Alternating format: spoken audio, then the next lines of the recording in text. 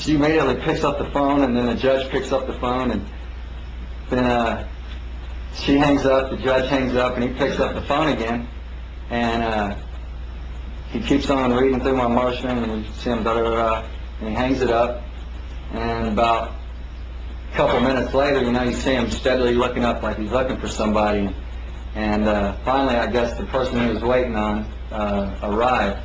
They called in the big dogs for me, and decided that I was about to chew that average prosecutor up there, and that they better get somebody else who carried a bigger load, So they sent the chief prosecutor for criminal court number 1, Robert Summerlin, and he came in, and that's when he asked me, am I James Harden? I said yes, and he tried to take me out in the hallway, and Mike Hawkins is with me. He's like 6'5", 6'6", and probably weighs about 300 pounds, and big old beard, and he's just a huge guy, So we're standing out in the hallway, and Mike's standing like right here, and I'm standing right here, and this Robert Summerlin, the DA, is standing here, and he's trying to talk to me, and he can't help but notice this huge figure right here, So he looks at him and goes, who are you? And he goes, friend, witness, counsel. And first words out of his mouth, well, are you a member of the bar? He goes, I would never. And so he goes, well, if you're not a member of the bar, then you can go to jail trying to be his counsel. And he goes, whatever, man, but I'm not a member of the bar, and I'm his counsel and a witness here today. And the guy goes, no, you need to leave. You get out of here right now. Mike goes, no, I think I'll just stay here. And Mike's looking down at this guy, and this guy's looking up at Mike like this, and he says, you need to leave right now or I'll have you arrested. And Mike looks around and goes, for what? Standing in a public corridor? So after that, the guy just starts twitching like this, And he goes, come with me, and he gets totally irate and starts going back down the hallway to go back around into the main entrance of the courtroom.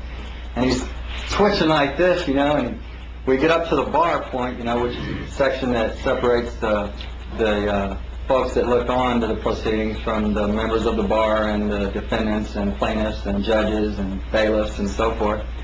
And we get right there, and he turns around and he goes, you stay here, and you come with me. And he's shaking like this and screaming and everything in the middle of the courtroom. And I knew what he wanted. He wanted Mike to sit down. He wanted me to go to the back. And so I tell Mike, I said, Mike, he wants you to go with him, man. I'll see you in a few minutes, And, no, you stay here and sit down, and you come with me.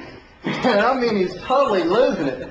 We walk past the bar and get up by the judge, and the judge is here and the bailiff's over here, and this Robert Summerlin, chief prosecutor for the DA's office for criminal court number 1, looks at the bailiff and says, you make him sit down.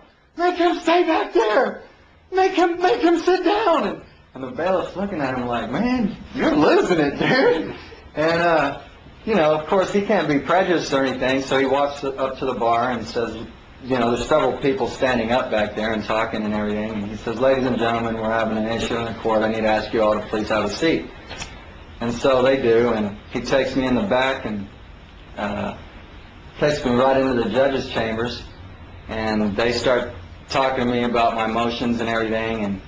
And then he goes, oh, wait, I just remembered that when I'm talking to you, there's not supposed to be any other parties involved, I got to take you around here. So he takes me out of the judge's chambers, say this table's the wall, where the judge's office is to his back. He takes me around to the door on the other side of the wall and sits down at a desk there, and I sit down, and he starts telling me, well, the first thing you need to do is get an attorney, and and I said, well, obviously you haven't even read my motions to even tell me that, right on there it says sui juris, and sui juris means that I'm capable of handling my own legal affairs and that I don't need an attorney.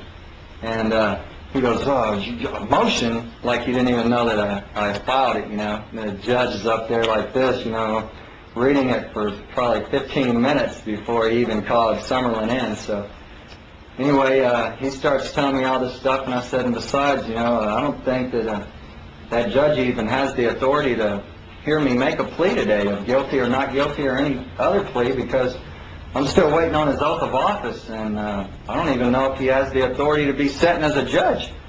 And he goes, well, how about I go get the judge and have him arrest you and show you how much authority he has? And I says, are you threatening me? And I was like, are you threatening me? I said, I in no way was ever threatening you, and now you're threatening me of arrest. I said, you're just a DA. You don't have the right to threaten me. I think I'll file a complaint against you for ethics violations. And he goes, what am I going to do? What am I going to do? Puts his heads in his hands right there on the desk and starts saying, what am I going to do? And goes, come on, come on. And he gets back and he takes me back into the judge's chambers. And he goes, Your Honor, I tried to tell Mr. Hardin that he needs an attorney. He refuses to hire one and says he's going to proceed with trial and on his own. And the judge goes, well, Mr. Hardin, I've read your complaint, and I'm going to dismiss it. It's frivolous. I said, well, of course, if it's frivolous, you're ready to and prepared to tell me by what grounds it's frivolous. And his eyes just get big, and the DA goes, well, what I'm going to do is make sure there is an attorney around so that if Mr. Hardin has any emergencies, that there will be an attorney on standby for him. And I said, I object. I object to this. I said, there's no way. There might be an emergency on you folks' behalf and on the court's behalf, but I don't perceive there being an emergency on my behalf. And I said, besides, haven't you read Corpus Juris Secundum? The moment you hire an attorney, you admit and give yourself as a ward of the court. And once you are a ward of a court, you look up in Corpus Juris Secundum, and it defines ward of the court as a infant or person of unsound mind who is incapable of handling his own legal affairs. And I said, I don't think I'm of unsound mind, and I'm too tall to be an infant, so, I don't think that that's a good idea either. And he goes, the judge says, well, Mr. Hardin, just think about it. He goes, say you're, out on the road and you're driving. And I said, I object. Driving is regulated occupation for hire. I'm a traveler. And his eyes get all big again, and he says, well, hypothetically, say you're driving down the road and this woman, hits you, and she doesn't have a license because it's suspended, and most likely, she won't have insurance either.